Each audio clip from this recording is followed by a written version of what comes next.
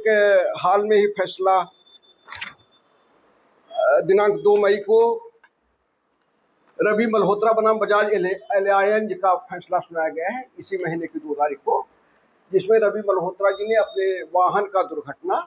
Bajaj Allianz insurance company से कराया था। उनका कुल 2,64,000 रुपये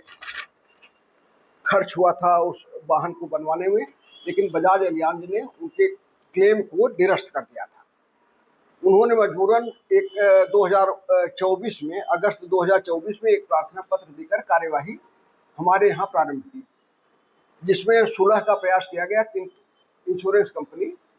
सुलह पे तैयार नहीं हुई, तो दोनों पक्षों का साक्ष्य लेने के उपरांत न्यायालय ने 2/5 को अपना फैसला सुनाया, जिसमें विपक्षी बीमा कंपनी के विरुद्ध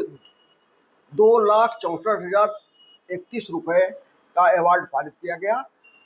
कि याची को बीमा कंपनी भुगतान करे तथा प्रार्थना पत्र प्रस्तुत करने की तिथि से भुगतान करने की तिथि तक का 8% साधारण ब्याज। इसी तरह से एक अन्य मामला, बनारस के रहने वाले हैं सुसवाही के डॉक्टर मनोज कुमार सिंह ने नेशनल इंश्योरेंस कंपनी से अपने माता पिता का बीमा 10 लाख रुपए की बीमा कवर अवधि का कराया था। इस बीमा की अवधि के दौरान ही उनके पिताजी की तबीयत, राजेश्वरी प्रसाद सिंह की तबीयत खराब हुई, तो हेरिटेज में उन्होंने एडमिट कराया।